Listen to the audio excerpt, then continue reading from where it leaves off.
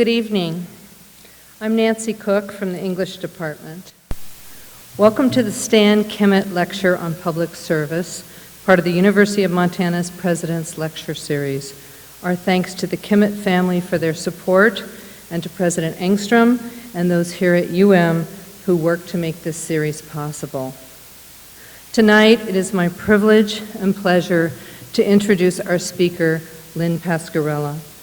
A first-generation college student, President Pascarella experienced the full range of academic institutions, from Quinebaug Valley Community College in northwestern Connecticut to Mount Holyoke College, where she graduated magna cum laude and Phi Beta Kappa in philosophy, to Brown University, where she earned her PhD in philosophy in 1985. Lynn began teaching at the University of Rhode Island that year, and in 2004, she became Associate Dean of the Graduate School, then Vice Provost for Academic Affairs and Dean of the Graduate School. In 2008, she moved to the University of Hartford as Provost. In July of this year, she returned to her alma mater as Mount Holyoke's 18th president. President Pascarella has published books, academic articles, won grants, awards, and is internationally recognized as a scholar in medical ethics, theoretical and applied ethics, philosophy of law, and public policy. But those are not the accomplishments I want to highlight here. In reviewing her CV and in recalling my time at URI as her colleague, I see something far more rare. She is the most civically engaged academic I know. Throughout her career, Lynn has been generous with her time and talents, serving her academic institution while reaching out to engage communities, sometimes local, sometimes far, far away. Among the list of papers given at academic conferences around the world, I also find talks at public libraries, at churches, hospitals, in Rhode Island at the Bar Association, the Board of Higher Education, the State House, and many times back at Quinebaug Community College. At URI, whenever I became involved in any endeavor outside my department, I found Lynn already there working. The year-long program to improve teaching, check. Honors program, check. Multicultural faculty fellows, check. Phi Beta Kappa, check. Service learning, check. Phi Kappa Phi, check, and so on. All this while commuting, and this is something extremely rare in Rhode Island, from out of state. She came to work from another state. What I remember best about Lynn was while many of us complained about unequal access to education, the lack of adequate funding for public universities, or impediments to career advancement for women in academia, Lynn did something about it. She won an advance grant to promote the careers of women in science, technology, engineering, and mathematics. She won another grant to help students from underrepresented groups pursue graduate studies in those fields. The list goes on. Where others saw impossible tasks, Lynn made things happen. She showed her students how to put what they did in the classroom to use in the world. For example, Lynn's students visited and produced work with and on behalf of women in Rhode Island's correctional facility. And in the process, they learned ways in which the humanities and social sciences make essential contributions to human progress. Among the many things she does, two seem emblematic to me of her civic engagement, and civil too.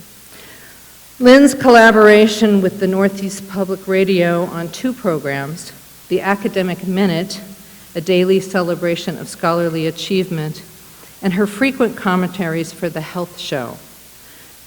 She reaches out to people in her community and in the region and promotes academic learning in a way that everyone can understand and find useful.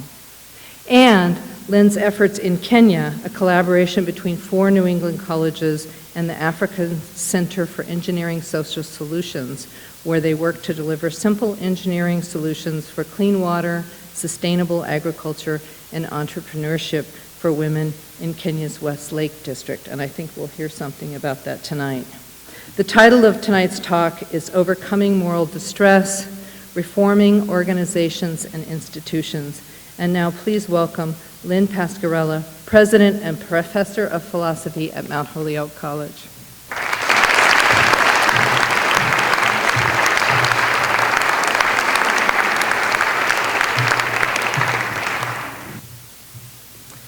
Thank you so much. Thank you all for your gracious hospitality. I've loved every minute of being here. When I was 16, I began working alongside my mother during the summer doing piecework at Arrowheart, a local light switch factory in Danielson, Connecticut. It was my first real exposure to being in a community of women. In fact, the only men were either on the loading dock, in the parking lot selling from a catering truck, or in the boss's office. None of these men ever came onto the factory floor. During those long, hot days, we stood around our tables, never once moving off the line, out of fear that we might not make our quota and someone would be sent home at the end of the week without the ability to pay for her children's food. Many of the women with whom I worked, like my own mother, were extraordinarily bright and talented, but through the circumstances of their lives, weren't able to finish high school. I learned a great deal from my work with them. Perhaps most importantly, I came to understand the impact of gendered powered structures on women's autonomy and how sexism and classism are embedded in and perpetuated by institutional and organizational cultures. Yet by watching my mother in her role as shop steward, I also learned how individual leadership can uniquely transform institutional cultures and empower even the most vulnerable and invisible members of a community. Those power structures and attempts to transform them that I first learned about in the factory were repeated over and over again in a variety of settings in which I worked. While I have always been an academician, throughout my career, I've been committed to political scientist Benjamin Barber's notion of colleges and universities as civic missions. Barber argues that we have an obligation not only to educate people to be free, but to free them to be educable by serving as a visible force in the lives of the most disenfranchised members of society. And what this requires of academicians is that we serve as public intellectuals and that we'll create partnerships with K through 12, with business and industry to provide access to excellence in higher education. So when I received my degree from Brown University, in addition to teaching philosophy, I began volunteering in hospitals and prisons. Since then, I've had the opportunity to do field work around the world, and as you've heard most recently, that's taken me to Kenya. I want to talk briefly about some of the cases I've encountered in each of these places as a backdrop for understanding a growing phenomenon that is the phenomenon of moral distress. Within the settings of academia, hospitals, and prisons, there were common elements in the organizational and institutional cultures that had a profound impact on the psychological well-being of those working within them. In the case of the work in Kenya, the factors that had the most significant influence were external, relating to cultural norms and political forces. What they held in common, however, was that the structures, whether they were political, cultural, or institutional, fostered moral distress. The phenomenon of moral distress was first described by philosopher Andy Jameton in the 80s. It's a syndrome that's used to refer to instances in which individuals facing a moral dilemma believe that they know the correct course of moral action, but are coerced into doing otherwise due to institutional constraints. One of the earliest and most compelling experiences I had with this phenomenon of moral distress was illustrated when I was working on a hospital ethics committee in northeastern Connecticut. The case brought before us was a case that was brought to us for retrospective analysis, and it involved a woman who was 60 years old, who had visited her physician for a number of months and had what the doctor termed multiple vague symptoms. So she had a series of aches and pains, but the doctor couldn't really identify what was wrong with her. So he ran an extensive battery of tests. And what was revealed from the tests is that she had terminal liver cancer.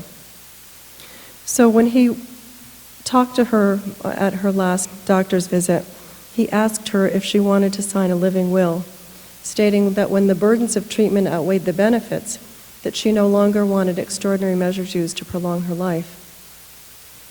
She said that while this news was shocking to her, that she was reconciled to both the diagnosis and the prognosis, and said, in fact, that she would like to die a natural death with dignity if it were the case that the burdens of treatment outweighed the benefits. So she signed a living will, and that was placed in the doctor's office, and it was also, a copy was placed in the emergency room.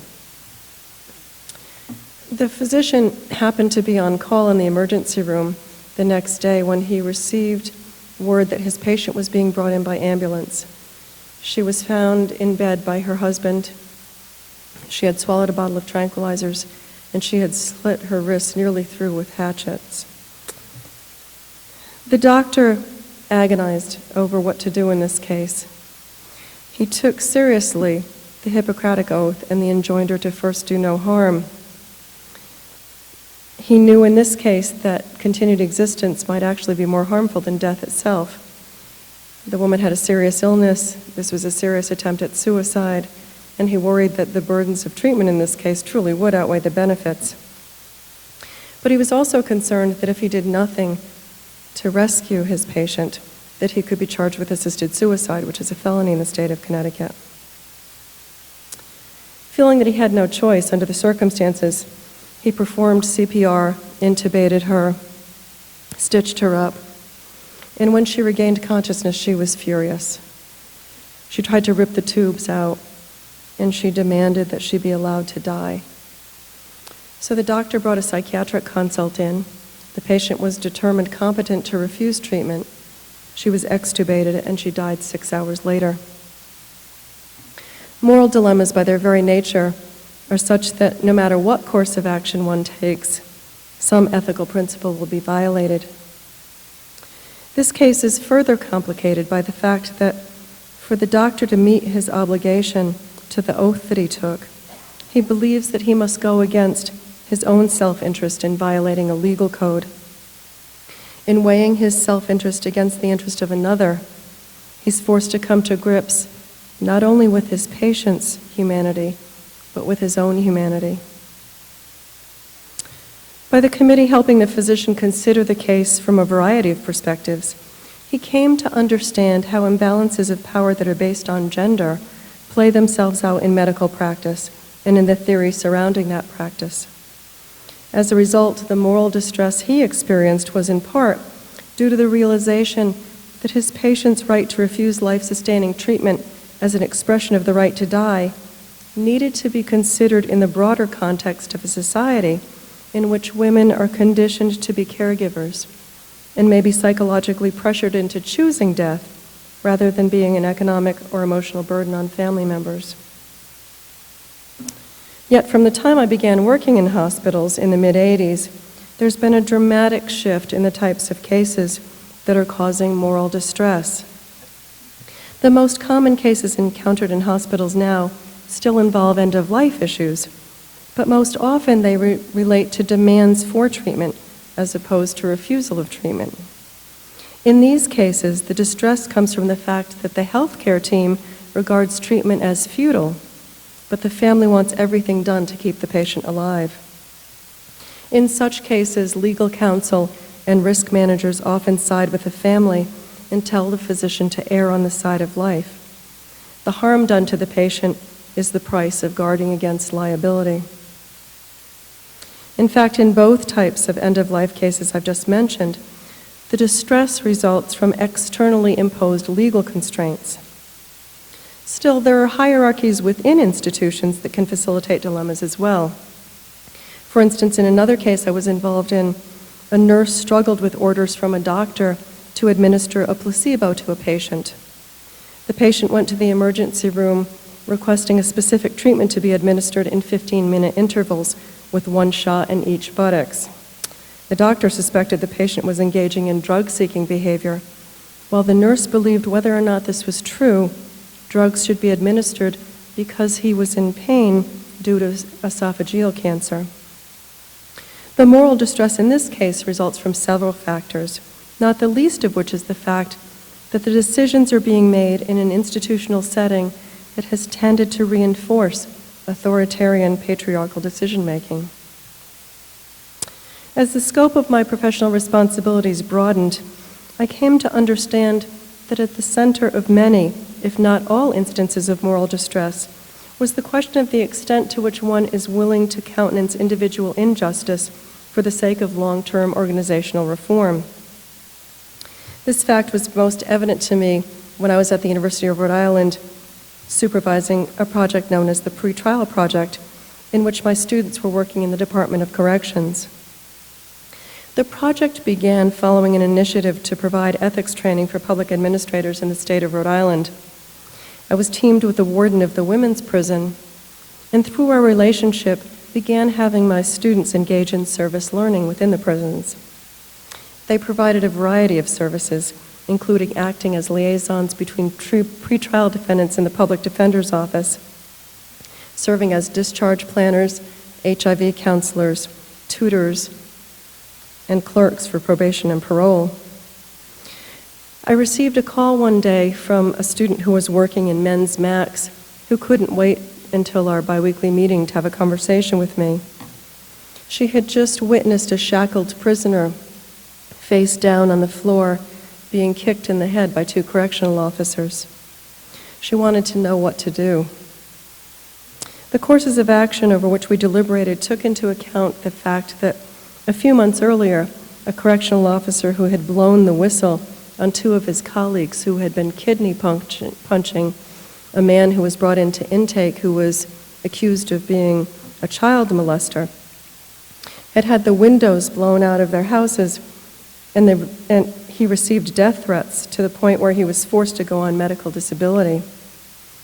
I also knew that if this were reported, university students would no longer be allowed to work in the prison.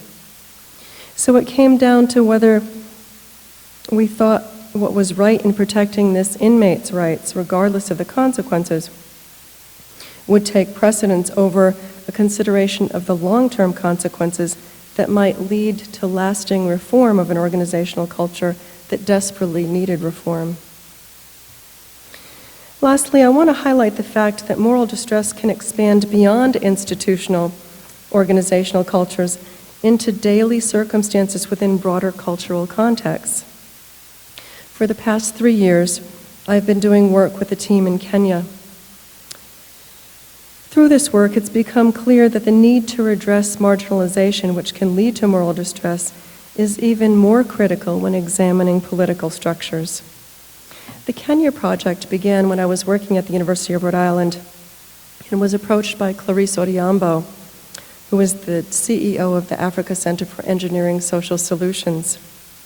Clarice was a senior engineer for Coca-Cola Africa who oversaw the construction and implementation of 178 Coca-Cola plants in 56 countries and territories in Africa.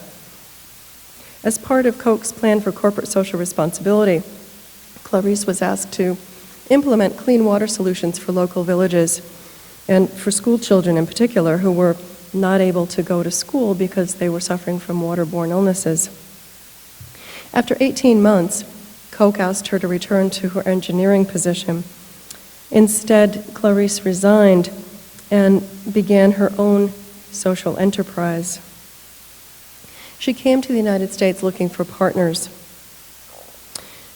As a graduate of the University of Rhode Island in chemical engineering, she was looking to create vertical research teams with undergraduate students, graduate students, and faculty members to deliver simple engineering solutions to help residents of Kenya with clean water, sustainable agriculture, and entrepreneurship.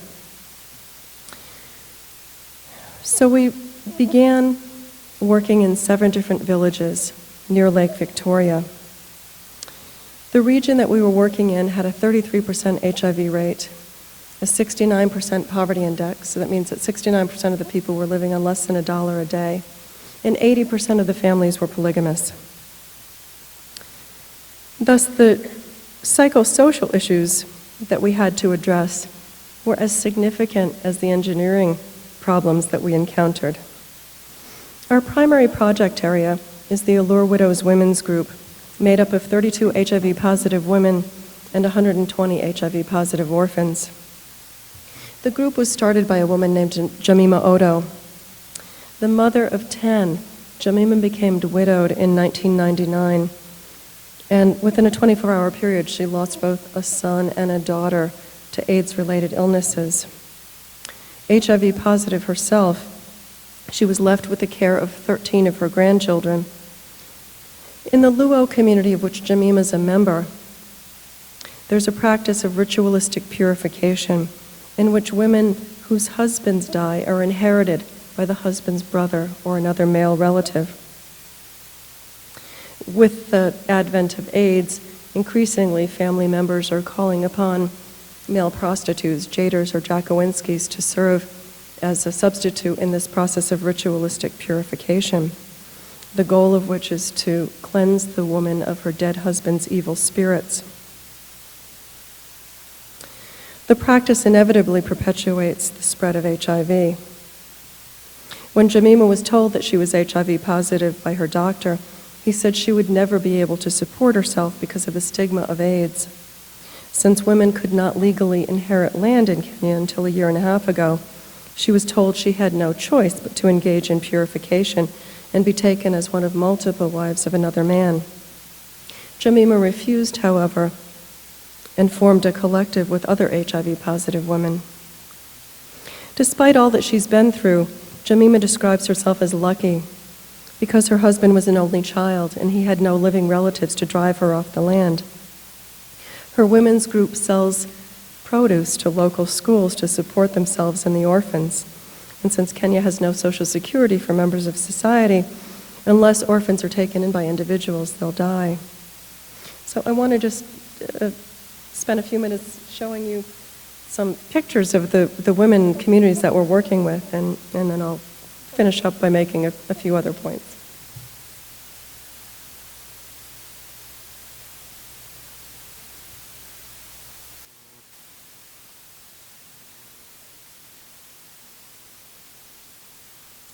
I better not do anything. Okay.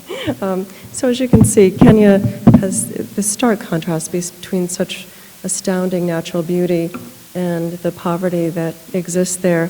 We were truly entered in a partnership. So when I was at the University of Rhode Island and then went to the University of Hartford, we partnered with them, and we were partnering with Brown University.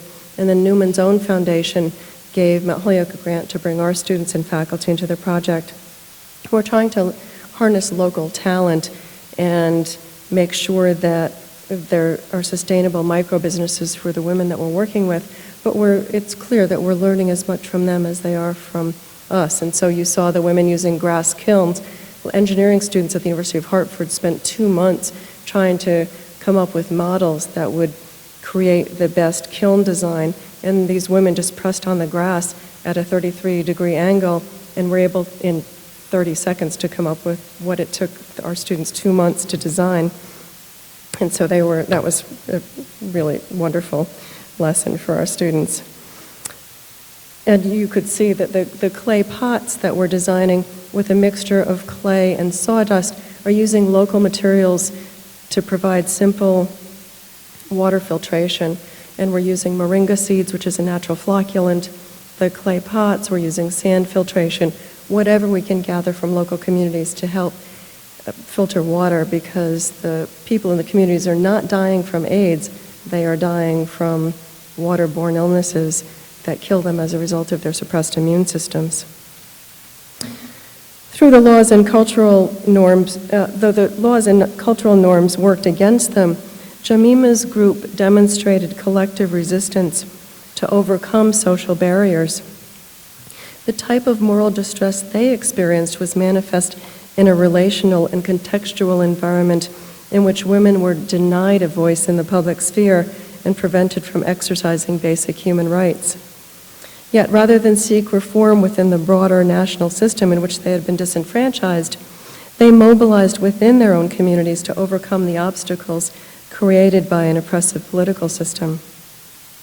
Nevertheless, the means through which Jemima responded to moral distress by going against cultural norms, which in her community is itself seen as the cause of AIDS, was not available to a group of similarly situated women in Mombasa. So the Muslim women we saw in Mombasa said they would love to form a collective similar to the one that Jemima formed, but if they revealed their status as HIV positive there, they would be burned alive as witches. And that's because in that community, there's no belief that AIDS is caused from a virus. There is what they consider to be chira, which is a thinning disease which has the same symptoms as AIDS, which is a result of violating cultural norms. Their moral distress follows from the fact that they are compelled to participate in acts that violate personal moral beliefs because of cultural and underlying political forces that continue to perpetuate the violation of human rights. The approach they are taking to cultural reform was undertaken in a similar fashion in our own civil rights movement. And I came to fully understand the power of grassroots efforts in promoting reform and shaping political contexts when I began working with Bernard Lafayette, who directed the Center for Peace and Nonviolence at the University of Rhode Island. Doc was a senior advisor to Martin Luther King Jr., and on the morning of King's assassination, Doc had promised that he would lead the Poor People's Campaign for Dr. King and carry out issues of social and economic justice, but also to take that message throughout the world. At that point, King had decided that he wanted to make his campaign an international campaign. It was on one of these international missions with Doc in Medellin, Colombia, that I discovered the profound impact attempts at organizational reform could have on a society. 4 years earlier, Doc had been captured and detained by guerrillas after co-leading a 120-mile peace march to an embattled village with Governor Guillermo Gaviria, who was eventually murdered along with a priest by their captors. Indeed, at the time, Colombia was the murder and kidnap capital of the world, with the state of Antioquia, in which we were working, reporting 500 murders a month. When asked by the press upon his release why he would put himself in such danger, Doc said, "Most people think of nonviolence as passive. Nonviolence is just the opposite. It is very active. We can't simply be concerned about what would happen to us if we went to Colombia. We have to be concerned about what would happen to the Colombian people if we didn't go." Thus, 4 years later, we were back again at the invitation of state officials in Antioquia to establish a Center for Peace and Nonviolence at the University of Medellin. The objective was to expand upon Doc's work training taxicab drivers and prison inmates to use nonviolent tactics to resolve conflicts. Shortly after we arrived in Medellin, at 2 a.m., I was awakened by what sounded like a train rushing through the hotel. A few seconds later, I realized that we were in the midst of a major earthquake. When I asked Doc about the experience the next morning over breakfast, he revealed that his world had been shaken to the core in a different sense that night, for he had just received word that his biographer, David Halberstam, had been killed in a car accident in California. Halberstam had chronicled the lives of Doc and 7 other student leaders of the civil rights movement in his book, The Children.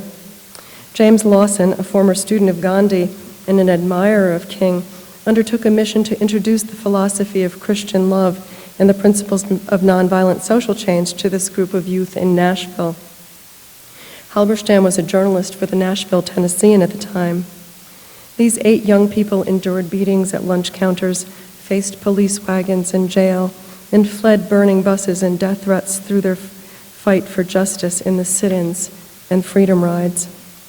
Doc was beaten and arrested 27 times during the struggle, but never once wavered from his commitment to nonviolence. Among the most significant history lessons I learned from Doc was about the importance of women's leadership at the grassroots level in catalyzing the movement. Doc told me that at the beginning of the movement, women were prevented from being on the lines or in the sit-ins because the leaders feared that men would not be able to resist resorting to violence if they witnessed women being brutalized. Individuals such as Ella Baker and Septima Clark stood up to the national office and focused on grassroots campaigns that challenged the patriarchal hierarchy of the national civil rights leaders. Baker rejected the male-centered, authoritarian, bureaucratic structures of the national NAACP and created a movement for social change at the local level that promoted participatory democracy. Her emphasis was on caring, collectivism, mutual respect, and self-transformation. Through participatory action planning, Baker and Clark helped residents identify their own problems and plan a course of action. This approach created a ripple effect that eroded traditional hierarchical leadership structures. Without the local grassroots efforts, the accomplishments at the national level would have been meaningless, especially when there was flagrant disregard for the civil rights laws designed to promote equality. As they pointed out, it doesn't matter that men at the national level managed to pass Brown versus the Board of Education if children were being shot on their way to school. As in Medellin, there was a dual purpose of achieving political reform while raising awareness with respect to the social factors constraining women's participation in the transformation of their society. Functioning within a sexist machista society required local women to develop what feminist scholar Donna Murdoch refers to as power with others, so that collectively they would have power for transforming their communities. The moral distress here came from the fact that social structures marginalized women's voices, even when women knew that long-term social reform required listening to those voices. My experience in each of the contexts I have mentioned reinforces the plea that as we move forward, we must keep in mind how our own organizational and institutional cultures either supports or subverts ethical leadership and a legacy of individual empowerment. We can help reduce and manage moral distress by establishing forums to ensure that ethical dilemmas and their resolutions continue to be at the forefront of public discussion and private debate. We can also inventory the obstacles within our own institutions that might prevent people from coming forward with dilemmas, and by implementing policies and practices that reward voicing concerns. By creating a culture where people are expected to do the right thing, individuals will no longer feel at risk by raising ethical issues, and lasting organizational reform can take place. At that point, positive expectations of ethical decision-making will override unwritten practices that threaten organizations by generating moral distress. Thank you very much.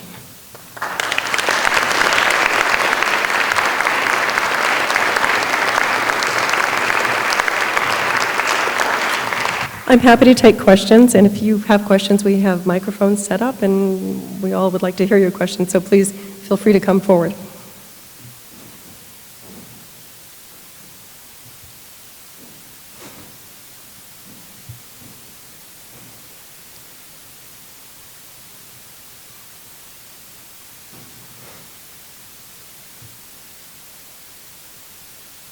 No questions? Comments?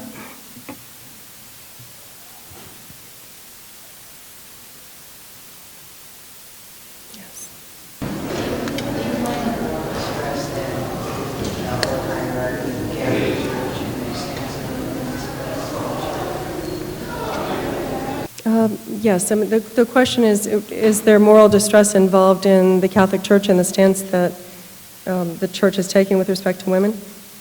Certainly for many women within the Catholic Church, there is a sense of moral distress over wanting to participate in a faith-based institution and play leadership roles, and understanding that there is a structure that really thwarts the women's leadership and what they consider to be a promotion of equality, even though the Church is well known for its commitment to social justice. And so as a real leader in human rights initiatives around the world, and yet for some people this seems inconsistent.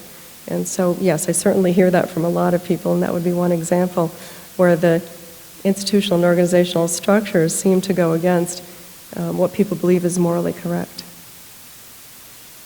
Yes? I'd like to know how you combine family and all of the things that you have managed to do. Well, I just build that into the work that I'm doing and really take time to spend with my family. So on this trip, my husband took the photographs in this trip, has been involved in the Kenya project doing aquaculture. He's a retired entomologist and now has a photography business. My son Spencer was working on, who's a student of critical race theory and gender studies, was working on some of the issues around women's empowerment. But just get them involved in the work that I'm doing and make sure that I'm present for their work as well. Spend a lot of time playing rock band with them. So, but it's a balance and just making sure that I keep my priorities straight. Yes. Could you elaborate more on the type of training that is given, for instance, to resolve conflicts with nonviolence? So would you describe the training that is involved? Yes, and the training in Colombia involves really using Martin Luther King's 6 principles of nonviolence. And so it's the training that they used in the civil rights movement. And what we found in Colombia is that the inmates were actually controlling the political culture at the time. And so we thought the way to reform the culture was to work within the controlling institution, which in this case happened to be the prison. And so we went in and talked to the inmates and did the training that we would do with any group on how to use nonviolent principles to resolve conflict.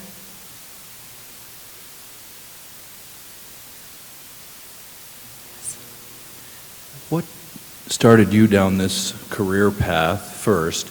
And then secondly, in both domestic and international law, are there areas of moral distress that you're seeing and working with in your career? I've always been interested in issues of justice, and when I became a philosopher, I started out wanting to go into law, and I realized that the law often has very little to do with justice. And so in taking philosophy classes, came to understand that the real questions of justice and fairness were asked by philosophers. I see issues of moral distress all the time in the work that I do, and being in cultures where I wish that women had more rights, and I'm operating within a culture, and I wonder whether I'm perpetuating a culture by serving certain communities. And I was talking earlier with some colleagues about the fact that in working in other countries, we want to empower individuals without speaking for those individuals.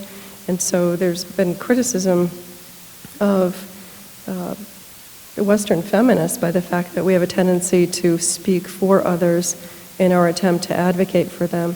So we're not going into the communities and saying you shouldn't engage in ritualistic purification or you shouldn't engage in polygamy, even though we might regard those practices as oppressive. What we're doing is providing economic alternatives for women so that if they choose not to engage in those practices, they have the option.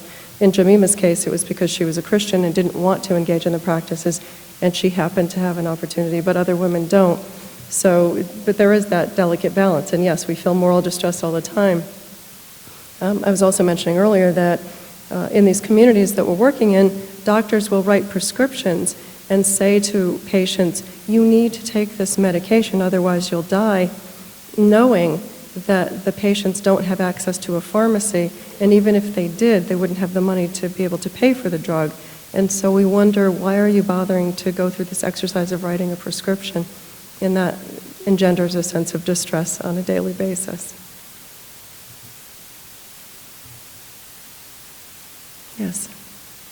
In your lecture, you gave numerous examples of poignant moral distress. Could you give us an example of how you help people work through that moral distress? Yeah, I think that one example is through the structure of ethics committees in hospitals, and organizations and institutions can create similar bodies to serve as sounding boards, and that's one way to empower individuals to come forward, because it's a signal that there's an interest in creating an ethical culture that will make sure that people who feel this distress have a voice.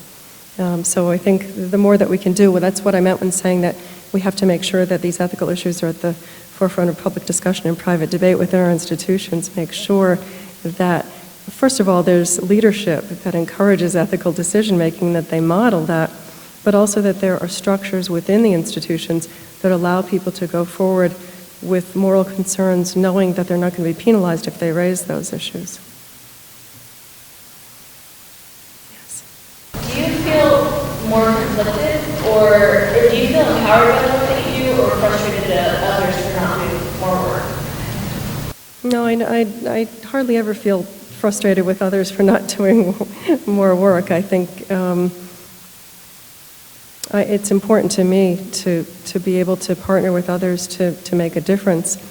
But people can make a difference through a wide range of activities. And so when I talk to alumni groups, which I do very frequently, I talk about the fact that women enhance the prestige of our college, Mount Holyoke, through the work that they do. And some do that at the local, regional, national, international levels, and some do it through their roles as caregivers for family members or for pets. And you can make a difference just by serving others in whatever capacity you do within your life.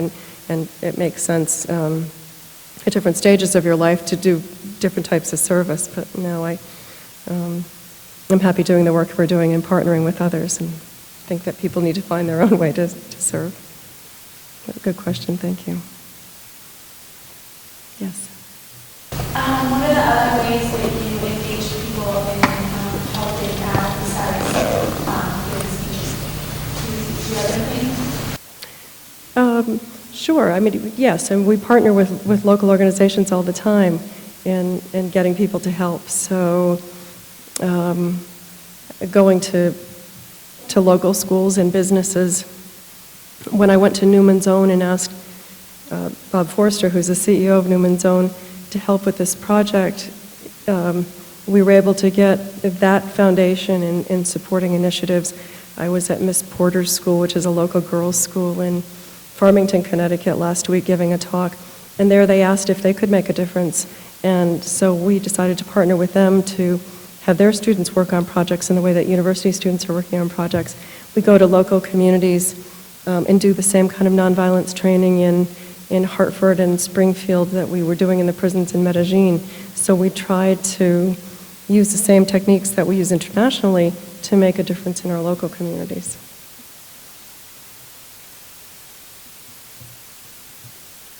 Anyone else? Hi, my name's Patrick. Thanks for joining us tonight. Oh, you're welcome. Can you walk us through the ethical framework that's used for judging these cases of distress? For instance, when you mentioned the case of the doctor who had diagnosed the patient with a terminal liver disease, and then after she had been brought back into the ER, he had worked on resuscitating her. And then the case with the with the student who saw the inmate beaten. Both of those instances seem like, maybe I'm missing a subtlety, they seem like black and white, right and wrong. The physician it was a moral lapse for him to try and resuscitate the patient who had a DNR signed. And when you're discussing whether or not action should be taken to bring to light the actions of a prison guard, like it seems like actions need to be taken to let those people face justice or have charges brought against them. And even though the doctor could be liable to liability, he still had a responsibility not to do this. Yeah, that's a good question. In the case of the doctor, it wasn't so straightforward because living wills are binding under the law, but they're not binding in cases of suicide or in cases of pregnant women. And this was a case of suicide. And so it wasn't so clear. He didn't have any document that he could rely on to say, okay, it's clear that I should let this patient die. In fact, he was obligated to rescue her because of the law, because committing an attempted suicide would automatically be seen as rendering her incompetent to make a decision about her own medical care. So he felt constrained by the fact that he was being forced to do something that he didn't think was the right thing to do. The case of the inmate, it might seem like, again, that it's straightforward. You should advocate on behalf of the inmate. In this case, we decided not to, because we thought that more good would come from the fact of our being in prison long term than if we reported this case, and we wouldn't have been able to continue the project within the prisons. And so we thought, first of all, I didn't want my student's life to be placed at risk, and the fact that the last person who reported a case of a violation of human rights of an inmate was nearly killed himself, and he was in the Brotherhood of Correctional Officers, made this a much more complicated issue than I would have liked under the circumstances. So it's just by talking through these cases where at first glance they say, well, this is easy, and I thought the same thing. And then when you get into the details and the layers, you think, well, maybe this isn't so easy, and there are higher order values that might come into play here. But thanks, good question. Yes? So as women, when we bring men into the world, into our bodies, and we raise them, why is there such a level of violence in the male world? I don't know. That's a good question. More a psychological question than philosophical question. And I sometimes think women should just stand up and say, we're not going to have war anymore. We're not going to have violence. And you can't do this to us. But there are many men who feel that way as well. And it's not clear. So if there are psychologists in the room, maybe you can answer the question. Yes. I don't know if you mentioned during our guest kind of these women were able to stand up for their rights, but it seems like you're being wrong that there would be a lot of violence in such a poverty-stricken area. How are they able to stand up for themselves when they are so lack of a word, like pushed down? They're not without violence happening to them on the government. In some cases, they weren't. So in the communities we were working in, there were many women who tried to go against the cultural norms of ritualistic purification, who were beaten to death with chains or burned alive. And when we were there this past summer, there were hundreds of people who were being dragged out of their homes, mostly elderly, and thrown on pyres because of landholding disputes. And that was done in the name of witchcraft, that they were purging the villages of witches. But if you look deeper into the causes, it seemed that it was the young people who were trying to get the land owned by the elderly villagers. So in this case, as I said, Jemima was just lucky that she didn't have her husband's relatives to drive her off of the land. This was something that wasn't common. But how are they able to have this organization now? Like, how are they not being killed? The government is actually supporting collectives, and the new constitution that was passed in Kenya the first week in August has given women constitutional rights for the first time. So for the first time, a woman can travel without getting her husband or her father's permission. And they have a certain number of seats set aside in Parliament for women who are representatives. But these are gradual changes. It's just that as I said, with our own civil rights movement, the laws often precede the actual social reform that takes place. So they're working on it.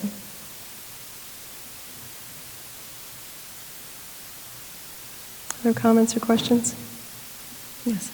How you would deal with that being over there? I would be very frustrated, or it's hard to not get frustrated with their culture. Like, how do you deal with that without getting too emotional about it and able to remove you their emotional? It's emotional, but, we have our own issues of reforming that need to take place within our culture. And so it's just like any other political or social struggle, struggle for social justice. You look at the task and think about ways to achieve it and move forward and know that there'll be setbacks, but keep going. Anyone else? Okay, thank you so much again for your gracious hospitality. I appreciate it.